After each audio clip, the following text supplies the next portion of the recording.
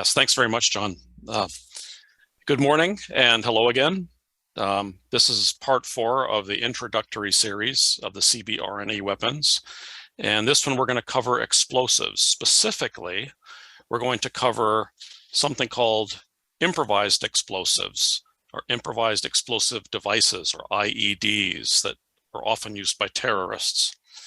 IEDs are a concern because they are increasingly used around the world by terrorist groups, anarchist groups, militant groups, and it's important to understand some of the concepts of these weapons. Next slide, please.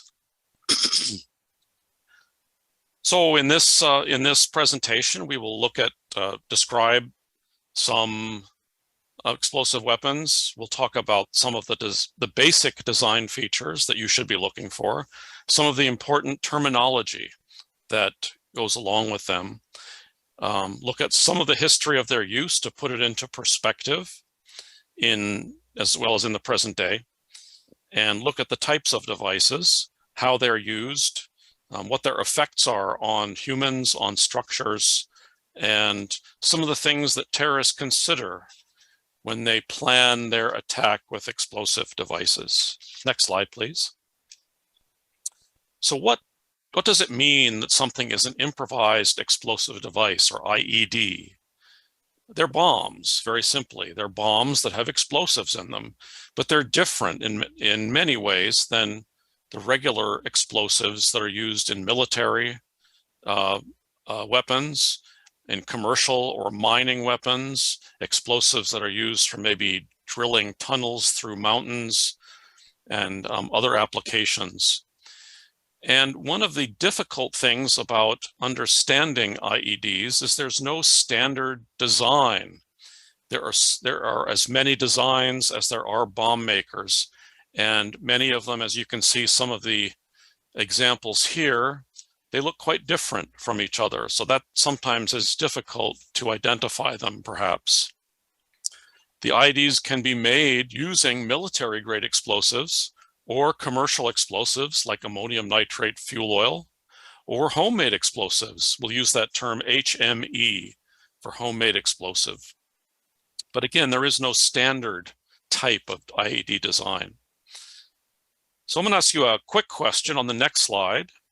Why do you think an explosive weapon, an IED, would be of interest to a non-state actor? And for this one, check all of the boxes that you believe are correct.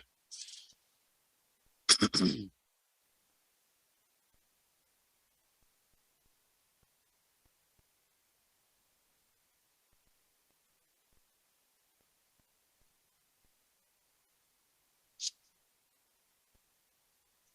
it. There we go.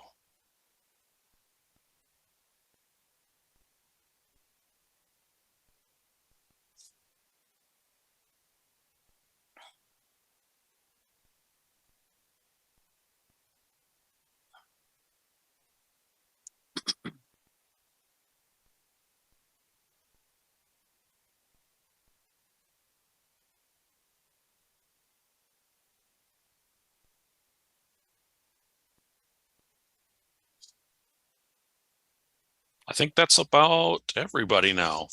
So let's look over the answers. In fact, let's go to the next slide because this is going to answer some of those questions.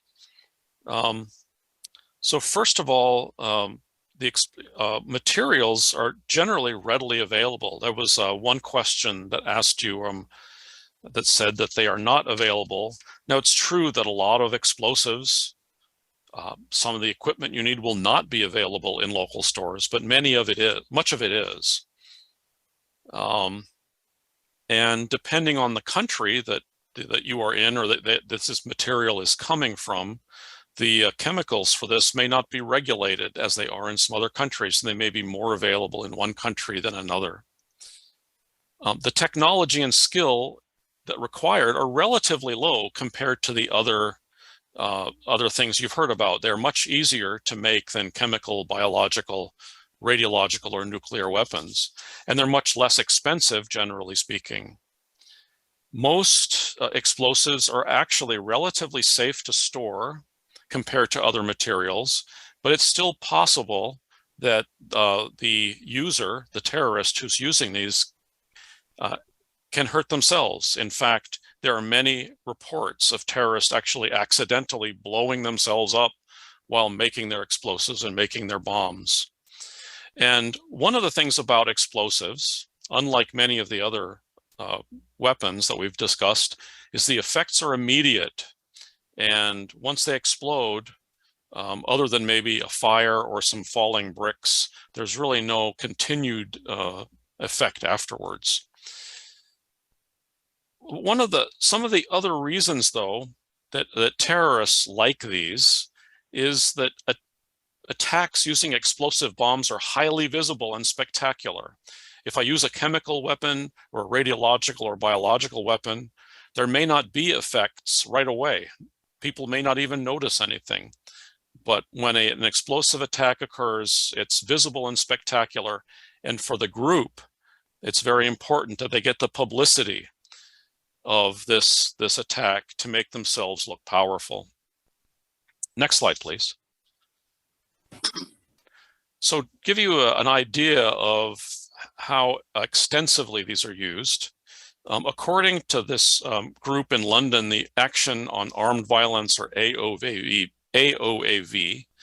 they estimated that there were over 12,000 casualties worldwide from improvised explosive devices, collectively in all countries. And they found that there was at least one casualty from an IED in 51 different countries or territories in 2019. And it turns out civilians are usually the most highly affected group. They're often innocent bystanders when these IEDs explode and they are injured or killed. And it turns out that many attacks are actually done on roads, because that's where a lot of people travel, and maybe they want to cut off the road or damage something there. So there's some examples of the pictures. On the left, you see in Colombia, one of the terrorist groups there is abbreviated as FARC. It's the Revolutionary Armed Forces of Colombia, and in Spanish it abbreviates as FARC. And these are all the explosive materials that were found by the Colombian army.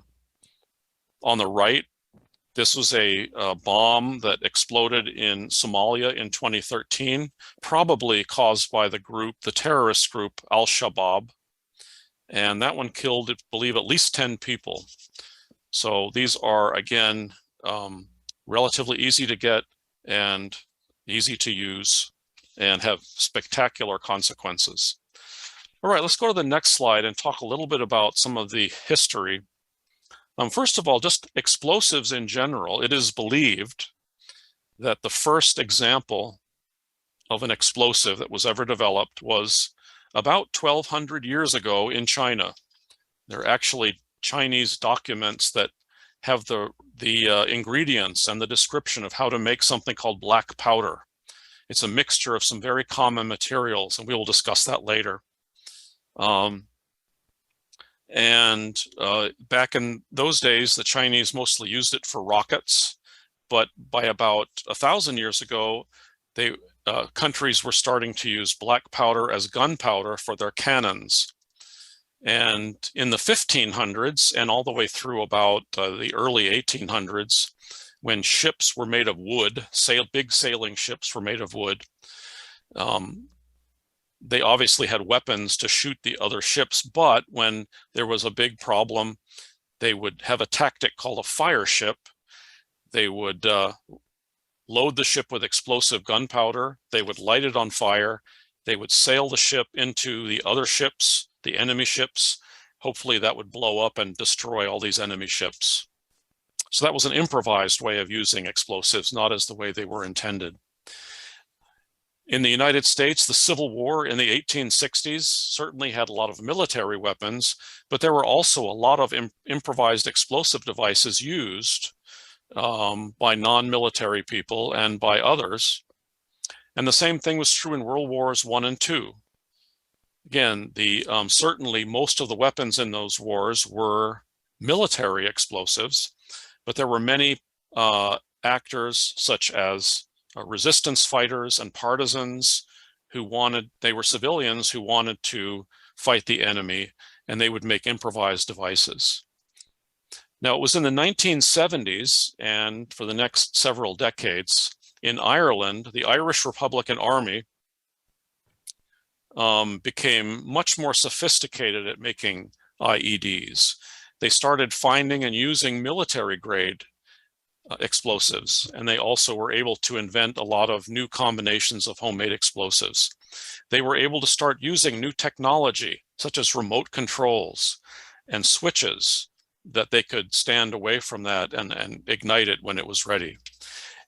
The important thing, though, they also passed the information on to other groups in other countries. And this spread the ability of other terrorist groups to learn from them as well. The Irish Republican Army, the British were strongly fighting against the Irish Republican Army, but the IRA was able to adapt the design of their IEDs and get around these limitations. So there is a big history of it. So continuing on the next slide, in even more recent years, certainly Afghanistan, first when the I believe it was in 1979 through the 1980s, the Russians invaded, the Soviet Union invaded Afghanistan. And the insurgent group there, the Taliban, used improvised explosive devices against the Russians. And then when the coalition forces went into Afghanistan after the 9/11 attacks, also to this day, there's extensive use of IEDs. The war in Iraq also had terrorists. Many terrorists came out and used homemade explosives and improvised materials. And many groups, probably all terrorist groups to some degree, use improvised explosive device. The big terrorist groups like Daesh, Al-Shabaab, Al-Qaeda, FARC, Boko Haram in Africa, and many others use these. They also share a lot of information with each other, and that spreads the information about how to make IEDs, etc. The other thing that makes them more deadly is more modern technology. We now have cell phones. We now have encryption of these cell phones so they can't be jammed or detected. It's very easy to share this information over social media. So many of these things enable individuals and groups how to make more effective improvised explosive devices. All right, enough history. Let's go on to the next slide and talk about the basic parts. And we're going to go over it a little bit today, and then I think it's tomorrow we're going to talk about more details about the equipment and materials that go into making an IED.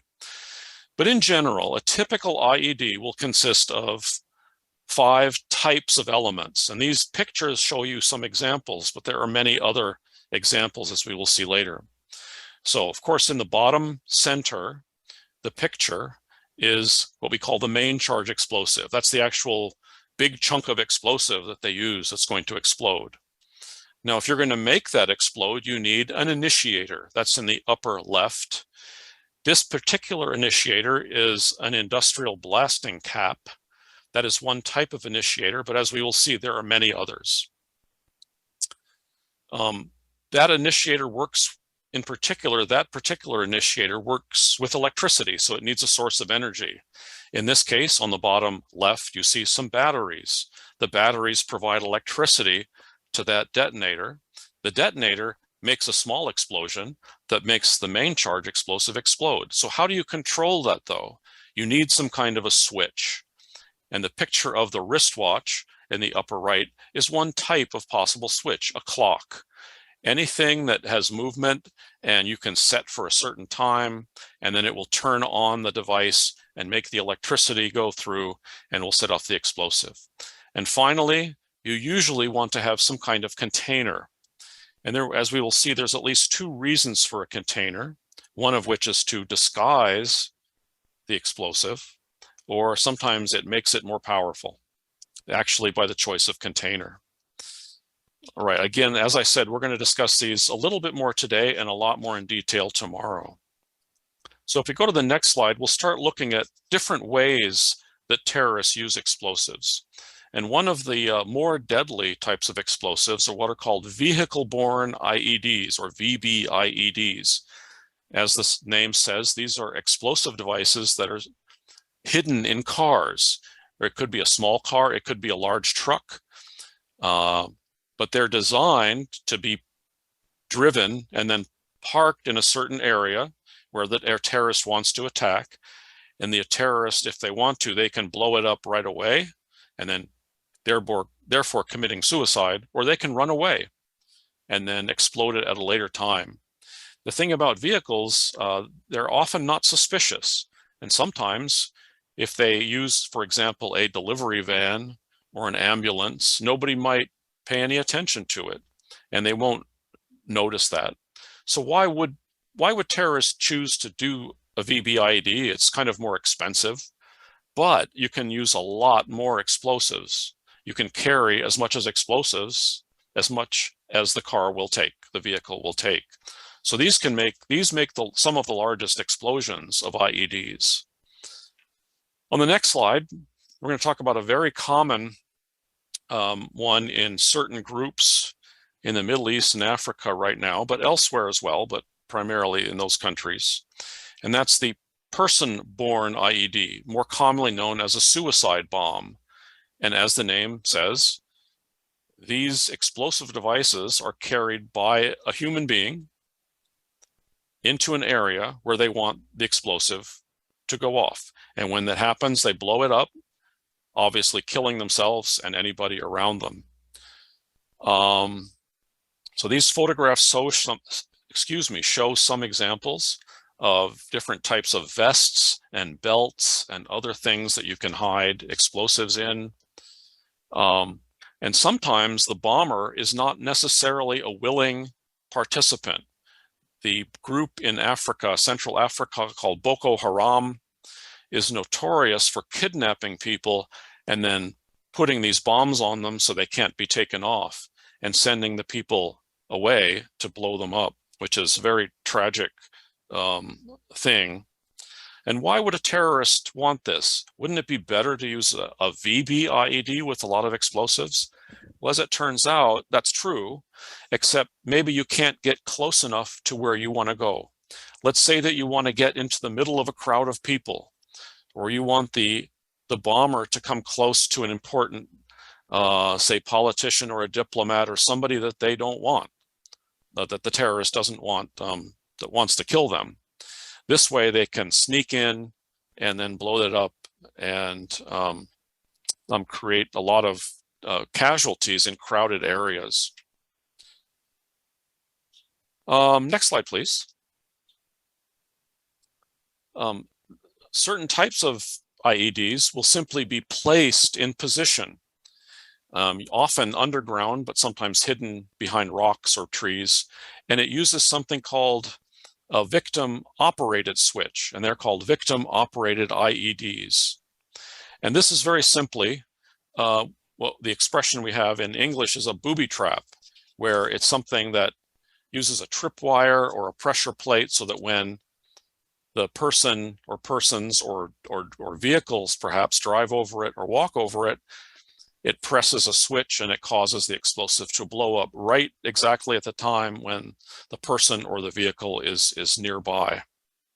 We're going to see a lot more information about what type of switches these can be, because these are very popular switches among terrorists to use because they're very simple.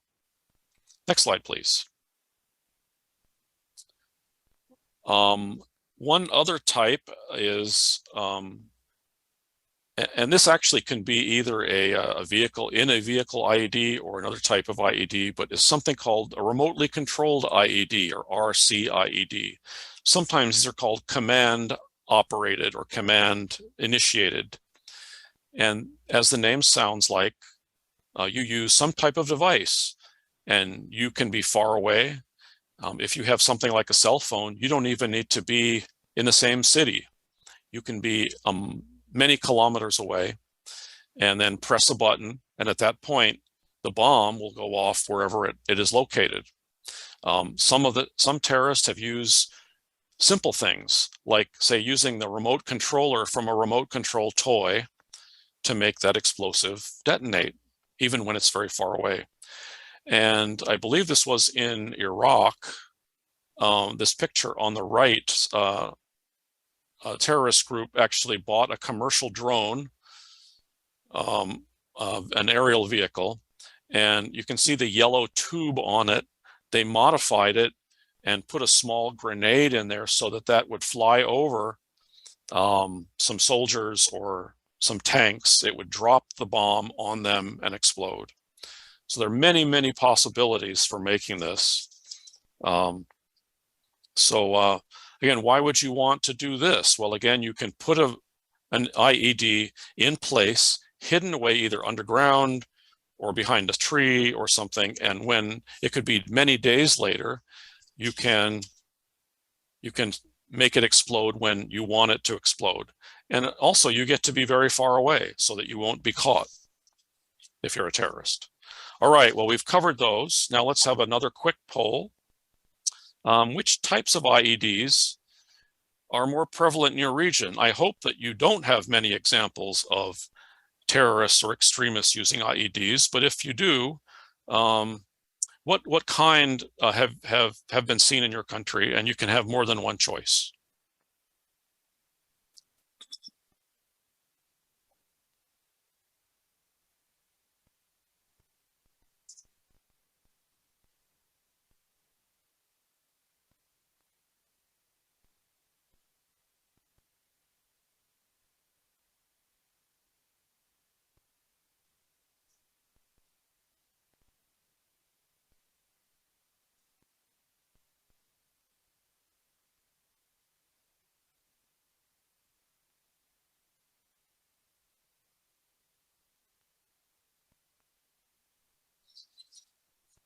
All right, we're getting just about to the end, and maybe some of you are not aware of any, so that's possible too.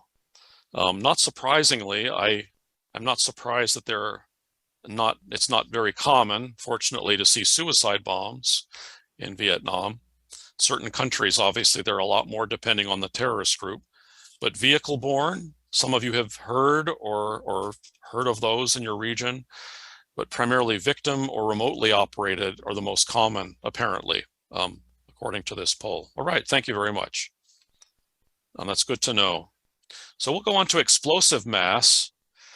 And obviously, it seems to be obvious, for example, that if you use more explosive, you're going to cause more damage, and that's certainly the case. And let me give you an idea about the amount of explosives that will be in a particular type of bomb. So the first one is called a pipe bomb. And as the name sounds like, it's simply a metal or even a plastic pipe with capped at the ends with explosives inside. And those typically are on the order of about 2 to 3 kilograms of explosives. Stepping up, we see the suicide bomber. They can carry a bit more, but not a whole lot. So maybe 9 to 10 or so kilograms of explosives they will carry. As you get bigger, the briefcase can carry possibly 23, 25 or so kilograms. A car could be 10 times that amount. A larger vehicle, such as a van, could carry 2 or 3 times that amount. And when you get all the way up to the largest trailer at the bottom, that could be as many as 27,000 kilograms, 27 metric tons of explosives. That is an awful lot. So one of the things you'll notice in this table, in the above all the numbers, it says explosives capacity and parentheses TNT equivalent. What does that TNT equivalent mean? Well, it simply means that all explosives do not perform the same way. Some are more powerful, some are less powerful.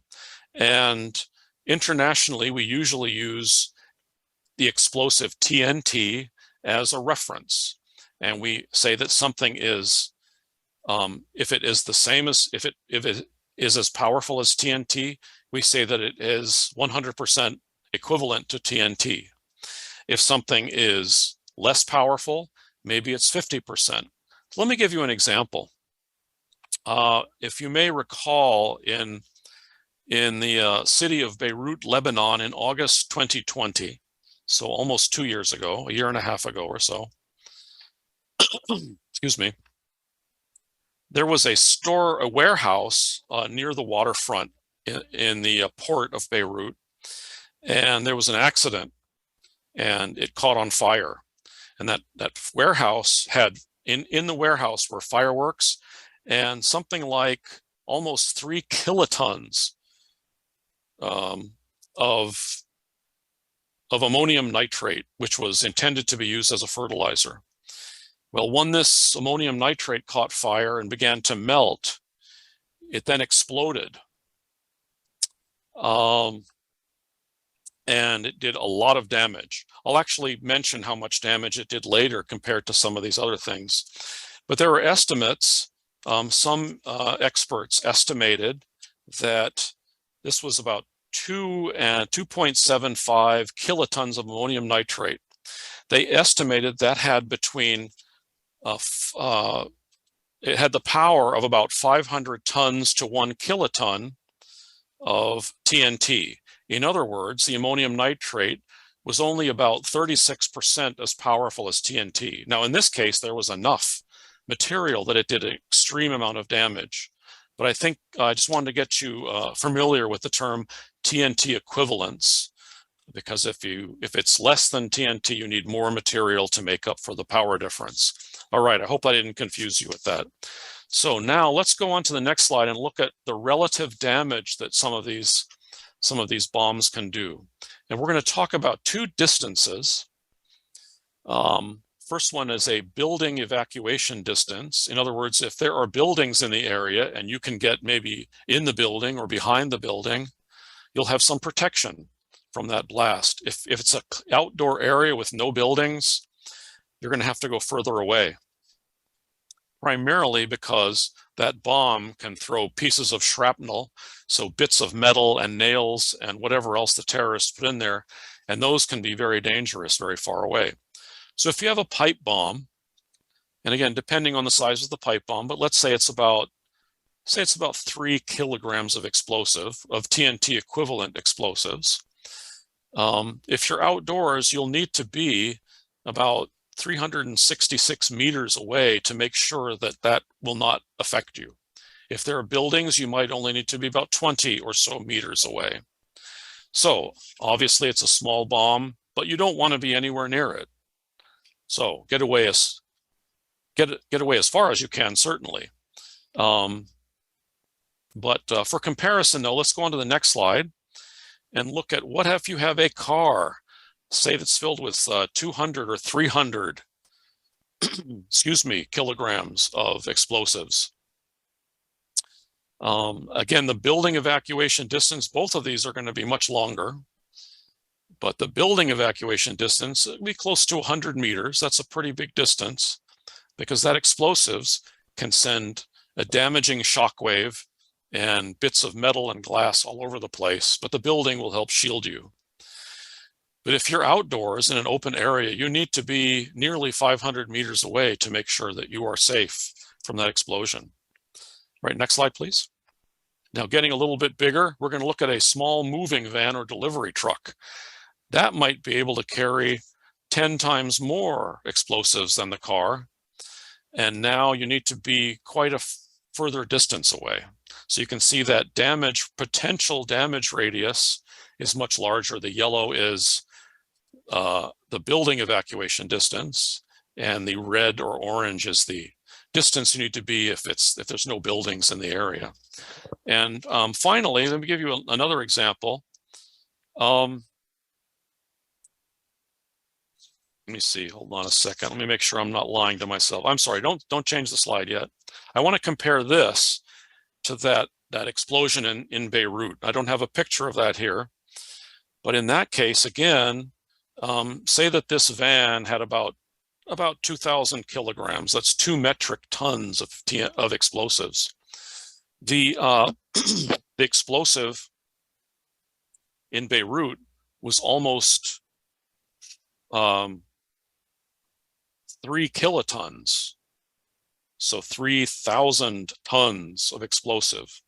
And in that case, the just in the immediate area of the bomb, the explosive made a crater in the earth that was 124 meters in diameter and 48 meters deep. That was just nearby. It had at least, it damaged buildings that were at least 10 kilometers away. And there were human casualties at least as far as 1 kilometer away. So again, very simply put, the bigger the device, obviously the further away you need to be. And obviously when this is really happening, you're not going to sit and look this up in a book and think, how far should I be away? The best idea is to be as far away as you can. So let's go and do another poll on the next slide. And what factors would a terrorist consider? Do you think they would consider when selecting a specific explosive to use in the IED? And you can have more than one answer.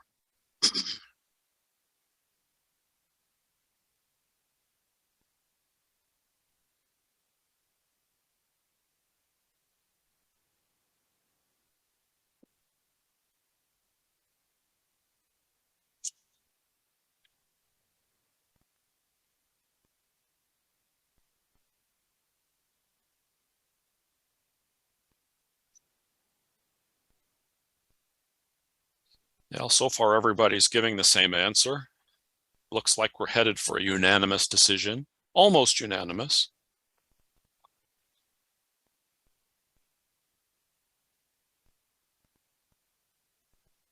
All right. It turns out all of those are something they would consider. Certainly, it depends on the target. If the target is near or far, or if it's a large or small target, that's a very important consideration. What precursors are available? A precursor is the chemicals they will use to make this explosive. In other words, what explosive is available? They might want to use something like TNT, but they can't get it, so they're going to have to find something else. And will that be enough to do what they want to do? So all of those are things to consider. All right, let's go to the next slide. By the way, I apologize. We have a lot of wind out here in California, and it's been very dry, so my voice is quite hoarse. So I apologize for that because of my allergies. All right, so what explosives do terrorists prefer? Well, for the most part, terrorists know that military explosives like TNT and other types of explosives like that, or commercial grade explosives, are the most powerful. They will want to use the most powerful ones they can, but they can't always get those, unfortunately for them. It turns out that ammonium nitrate-based explosives like ammonium nitrate fuel oil, or ANFO, which is pictured in the upper right, exploding a car bomb with ANFO, that is extremely much more used than anything else because it's really available. Ammonium nitrate is one of the most produced chemicals in the world. It's the most highly used explosive used in mining, but even more than that, it's used in agriculture for fertilizing crops. So it's relatively easy to get. So it's very, very commonly used. There are other explosive mixtures, homemade explosives that we call fuel oxidizer mixtures. And ANFO is an example of a fuel oxidizer mixtures. And those mixtures are very easy to make. And we'll talk about what exactly is an oxidizer and a fuel tomorrow. But essentially, if you have a chemical that's an oxidizer, it's very reactive, and you mix it with a fuel, and that fuel can be something like as simple as sugar or flour or even ground spice. Some of the fuels, some of the oxidizers, ammonium nitrate is an oxidizer, potassium chlorate is an oxidizer, and there are many others. You just mix them in the right proportions and voila, you have a bomb. And some terrorists are able to actually make explosives synthetically. Remember yesterday for the chemistry, for the CW, we talked about chemical reactions where you make an entirely new chemical. And terrorists especially are capable of making explosives. The names are very long, so I'm just going to give you the abbreviations TATP or HMTD. The thing about these explosives, these two explosives, they are very, very easy to make, extremely easy. Anybody can do it. You can buy the ingredients in any store, any hardware store, many other stores. The problem with these is they're very, very dangerous, and it's very easy to blow yourself up when you're trying to make these. So there's a trade-off there. And we'll talk more about these when we talk about explosive equipment, or I'm sorry, explosive materials tomorrow. Okay, next slide, please. Let's look at some of the performance. How do we measure the performance of an explosive? And it turns out that people often ask me, they say, what's the most powerful explosive? And my answer is, well, it depends. It depends on what you want to do. For example, ammonium nitrate-based explosives are very good at what we call heaving. In other words, that's why they're used for mining. If you put them in a hole in the ground, they will lift the earth up and make a big hole in the ground so you can then mine whatever is in there. High velocity, high explosives, as we'll define later, like C4, which is a plastic explosive, or TNT, are more powerful as far as cutting or shattering things. So at the bottom left, you see on the left an explosive that was a mixture of potassium chlorate and sugar, which is fairly powerful, but not nearly as powerful as a C4 explosive. It didn't make a hole in the plate, but it was able to actually lift that plate off the ground from the explosion. The one with the hole in it is where the more powerful explosive was actually to punch a hole in it. So I don't want to get too technical, but there's differences in explosives. Sometimes it might be better to use the slightly less powerful one, depending on what you're trying to do as a terrorist. All right, let's go on to the next slide and start wrapping up. As we will see, I mentioned that one of the important parts of an IED, there were 5 basic parts, and not all IEDs have all of those 5 parts. But a container is very important. And here's a really good example of why. One of the big reasons you want to have a very sturdy container, like maybe a metal pipe, is that some explosives don't actually explode unless they're in a container. So on the bottom right, you see a pile of black powder. That was what is invented in China about 1,200 years ago. If you throw a match on this, it will burn. It will burn very fast, but it will not explode. Now, if you put it in a pipe container and you close it, then it will explode because it will act like a pressure container and it will help cause an explosion. Again, we'll talk more about that later. Some explosives, you have to have a certain amount of them. So ammonium nitrate, for example, is not often used in suicide vests because you need so much of it. It won't explode unless you have a large amount of it, and it's maybe too heavy to carry. So containment will affect a lot of those, the performance of the explosives. Now, what about the effects on people? Let's talk about that a little bit on the next slide. And I guess, is this one, can you just click through this and get everything up there?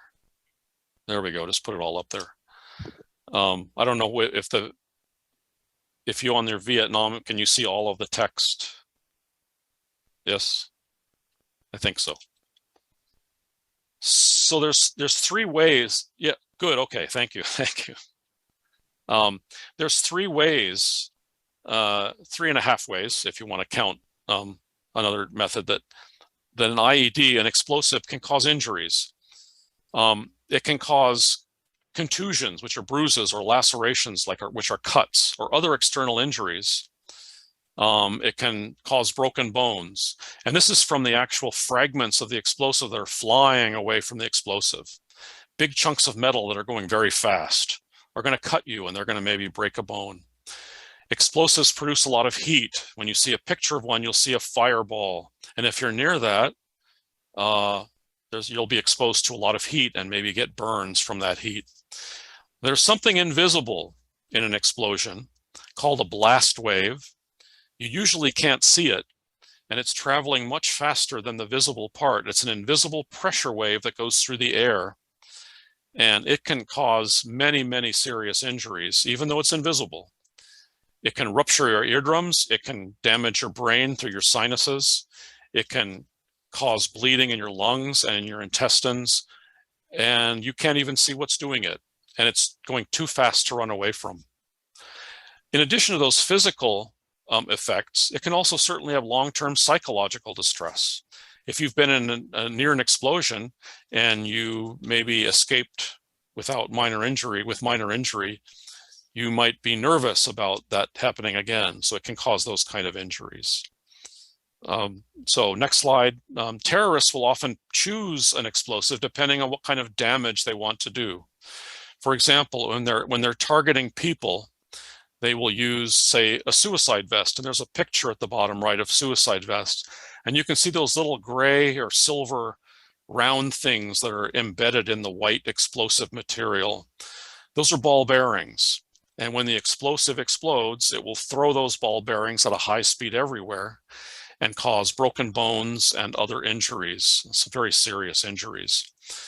If they're looking to maybe damage a building, they might not want to use shrapnel like that. They might just want to use explosive to create an air blast. So that will help make them decide what to choose. Another consideration is on the next slide, is what if they want to attack a building?